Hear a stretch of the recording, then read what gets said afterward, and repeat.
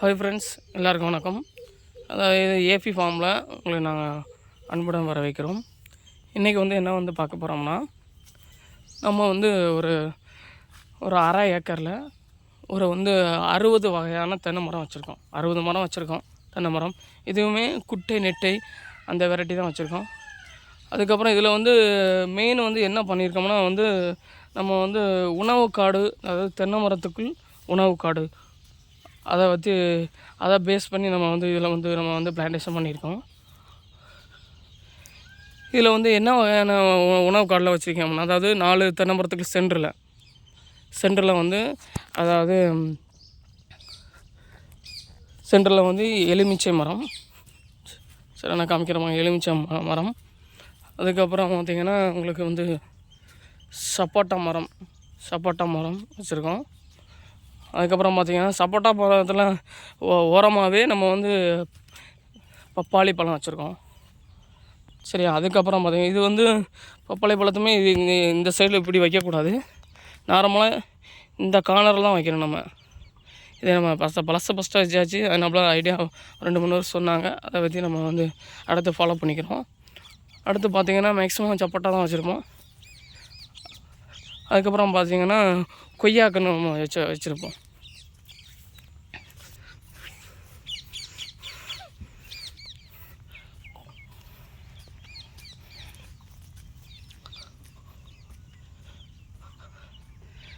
இப்போ ஆல்ரெடி இதெல்லாம் ஒரு 2 வருஷத்துக்கு முன்னாடி வச்சாச்சு.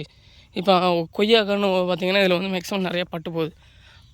பார்த்திங்கன்னா இது இப்போ ரீசெண்டாக ஒரு 3 மாதத்துக்கு முன்னாடி கொய்யாக்கன்று வச்சுருக்கோம். ஆல்ரெடி நம்ம வச்சோம் கொய்யாக்கன்று, அது பட்டு போயிட்டு அதுக்கப்புறம் புதுசாக வச்சுருக்கோம் நம்ம. அப்போ ஆல்ரெடி இப்போ ஏற்கனவே ஒரு 2 வருஷத்துக்கு முன்னாடி வச்ச மரத்தை இப்போ உங்களுக்கு கொய்யா மரத்தை காமிக்கிற பாருங்கள். அதோட வளர்ச்சி எப்படி இருக்கும் பாருங்கள்.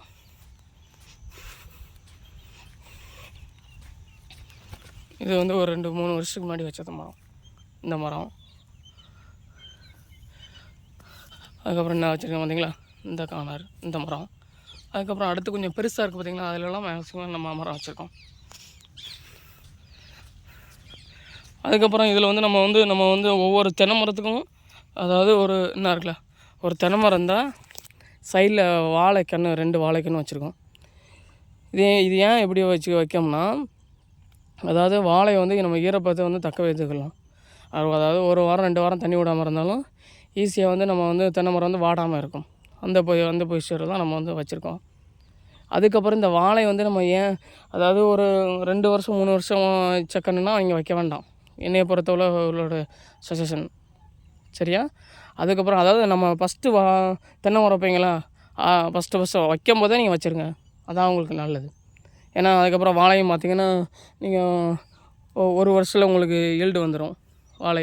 அதுவும் ஒரு மதிப்பாகி போச்சும். அதாவது ஒவ்வொரு பயிர் வைக்கும்போதும் அதோட ஒரு ஊடு பயிர் வைங்க, அதான் உங்களுக்கு நல்லது. ஏன்னா நம்ம ஒரு தென்னை மரம் வைக்கிறோம், அது 5 வருஷம் கழிச்சு தான் வரும் நமக்கு. அதுக்கு ஊடாக நீங்கள் வாழை, அதுக்கப்புறம் தக்காளி கத்திரிக்காய் அதெல்லாம் போடும்போது அதுக்கு உடனே உங்களுக்கு பலனை தரும்.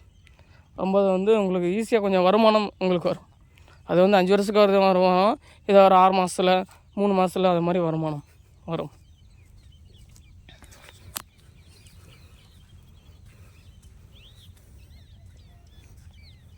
பார்த்திங்களா? அதுக்கப்புறம் நம்ம லாஸ்ட்டு இதான் நம்ம வைக்கணும் பார்ட்ரு. இந்த பார்டரில் பார்த்திங்கன்னா மேக்ஸிமம் நம்ம மூங்கல் இப்போ ரீசெண்டாக சவுக்கு இப்போ ரீசெண்டாக தான் நம்ம பிளான்டேஷன் பண்ணோம். கலையும் கொஞ்சம் இதில் பற்றி இருக்குது.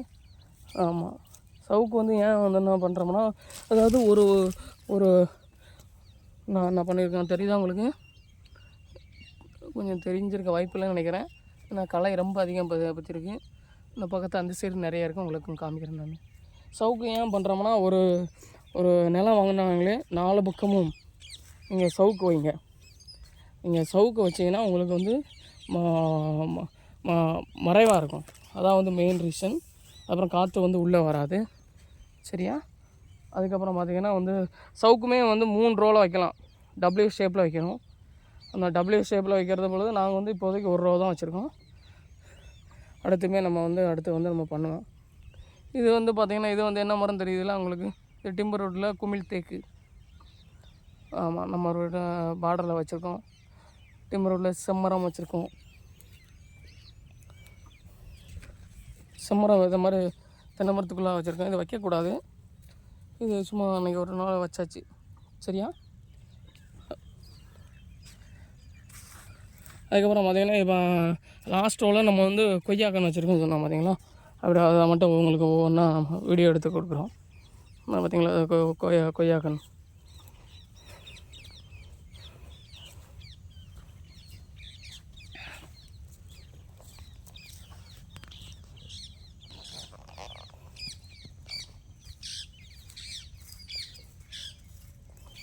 கொய்யாக்கெல்லாம் எவ்வளோ நல்லா அருமையாக வளைச்சி வந்துருப்பாருங்க.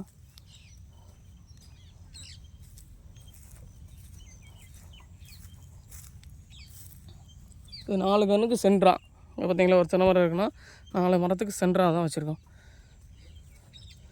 அதே மாதிரி தான் நான் வச்சுருக்கேன். நீங்கள் வந்து இதுலேயே வந்து ஒரு 50 கொய்யா கன்று இருக்கும். அப்புறம் சப்போட்டாவும் ஒரு 30 இருக்கும். அப்புறம் எலுமிச்சை ஒரு 10 இருக்கும். அதுக்கப்புறம் நீங்கள் அது வந்து இதெல்லாம் ஆரம்பத்திலே வச்சுருங்க. ஆரம்பத்திலே வச்சுட்டிங்கன்னா அதுக்கப்புறம் உங்களுக்கு வந்து அதாவது நீங்கள் ஆரம்பத்திலே வச்சிடணும். ஆரம்பத்தில் வச்சா இதில் வந்து அதாவது தென்னை மரத்துக்குள்ளாக இன்டர் கிராப் ஏன் வந்து நம்ம பண்ண சொல்கிறோம்னா அதை வந்து பொதுவாக பண்ணுங்கள். தென்னை மரத்துக்குள்ளே இன்டர் கிராப் வந்து என்ன பண்ணால் உங்களுக்கு நல்லா இருக்கணும்னா சப்போட்டா வந்து பெஸ்ட்டு நான் என்னை பொறுத்தவரை சொல்லுவேன். ஏன்னா ஒரு தென்னை மரம் இப்போ இந்த மரம் இருக்குன்னா ஒரு 3 வருஷத்துக்கு அப்புறம் நல்லா உள்ள கப்பு அடிச்சிடும், உள்ள எல்லாம் நிலம் வந்துடும். சப்போட்டா கன்று இருந்துச்சுன்னா உங்களுக்கு அது பல இனலாம் வளரும். அதனால் சப்போட்டா மரம் வந்து இஸ் த பெஸ்ட்டு தென்னை மரத்துக்குள்ளே ஊடுபயிராக பண்ணுறது. ஏன்னா 3 வருஷம் வரைக்கும் நீங்கள் எந்த பயிர்னாச்சும் பண்ணிக்கலாம். 3 வருஷங்கள்லேயும் நீங்கள் கொய்யா த பெஸ்ட்டு சொல்லுவேன். நான் கொய்யா பண்ணும்போது 3 வருஷத்தில் எடுத்துக்கலாம். அதுக்கப்புறம் ஈடு வரும்போது எல்லாம் நிழல் எல்லாம் உள்ளே வந்துடும். நிழல் எல்லாம் வந்துச்சுன்னா அந்தளவு காய்ப்பு கொய்யா இருக்காது. ஆனால் சப்போட்டா கண்டிப்பாக இருக்கும். நம்மளும் அதை பண்ணுங்கள். இது பார்த்திங்களா நம்ம தென்னை மரம் இருக்குது பார்த்திங்களா. இது வந்து நோய் பட்டுட்டு அதனால் இது இருந்துச்சு. இது புதுசாக நம்ம போட்டிருக்கோம் தென்னை மரம்.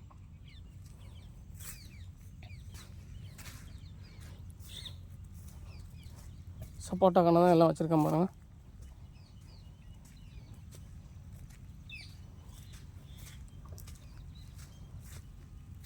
சப்போட்டாவுமே நீங்கள் வந்து ஒட்டு வெரைட்டி போகிறது பெஸ்ட்டு என்னை பொறுத்தவரை. ஏன்னா 6 மாதம் உங்களுக்கு ஈல்டு கிடைக்கும். நம்ம கன்று ஒரு 250 ரூபா 300 வந்து சொல்லுவாங்க. அதனால் நீங்கள் வந்து அதை வாங்கி வைக்கிறது நல்லது. ஏன்னா நாட்டு வெரைட்டி வரும் 3 வருஷத்துக்கு அப்புறம் வரும். அதாவது நாடு தான் எனக்கு பெஸ்ட்டு அப்படி போன்றவங்க அதில் போங்க. உடனே ஈல்டு வேணும்னா ஒட்டு வெரைட்டி போகிறது நல்லது. இதில் பார்த்திங்கன்னா இதில் வந்து சப்போட்டாவில் வந்து நோய் வந்திருக்கு. அதுக்கு தான் நம்ம வந்து இப்போதைக்கு மருந்து இப்போ தான் அடிக்கலான்ட்டு இருக்கோம். இது மாதிரி நோய் வந்திருக்கு, மருந்து அடிக்கணும். இந்த மருந்து சொல்லியிருக்காங்க. சரி கொஞ்சம் நாள் கழிச்சு அடிச்சிக்கலாம்னு சொல்லி பார்த்துருக்கோம்.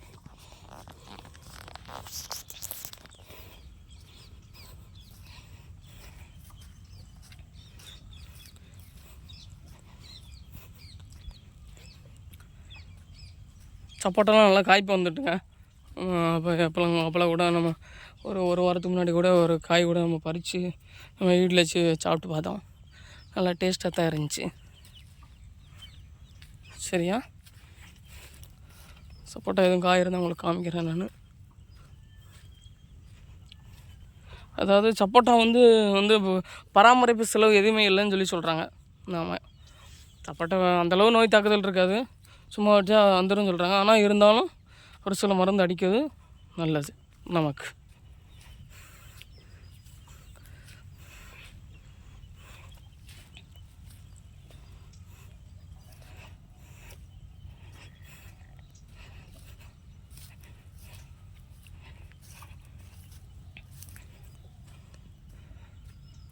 அப்புறம் அந்த பப்பாளியும் பாருங்கள். பப்பாளி வந்து உங்களுக்கு பப்பாளியை பற்றி நான் வந்து உங்களுக்கு சொல்லுறது எனக்கு தெரிஞ்சுதான் உங்களுக்கு சொல்கிறேன் நான். பப்பாளி வந்து ஒரு நடவு பண்ணி ஒரு 6 மாதத்தில் உங்களுக்கு ஈல்டு தரும். ஆமாம், அது பெஸ்ட்டு கிராப். சரியா? அதனால அதுவுமே ரெட் லேடி என்ற வகையை வந்து நீங்கள் தேர்வு பண்ணுறது மிக சிறந்தது.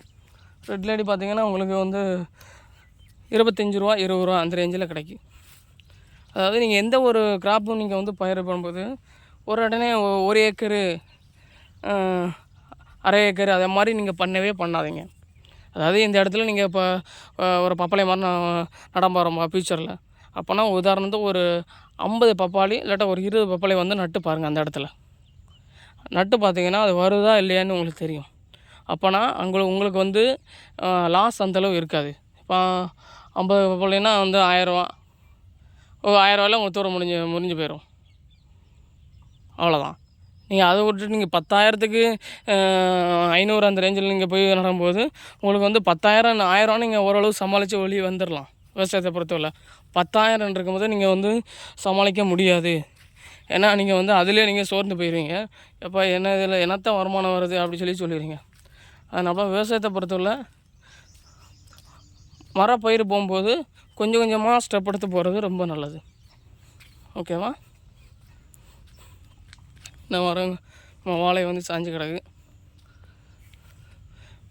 நான் வாழை பற்றி உங்களுக்கு நான் தனியாக உங்களுக்கு இந்த கிராப் பண்ணியிருக்கேன். நான் தனியாக ஒரு அரசண்டு மட்டும் தனியாக வாழை மட்டும், நாட்டு வாழை மட்டும் போட்டிருக்கேன். அதையுமே உங்களுக்கு நான் அடுத்த வீடியோவில் பதிவு பண்ணுறேன். ஓகேவா? நன்றி, வணக்கம்.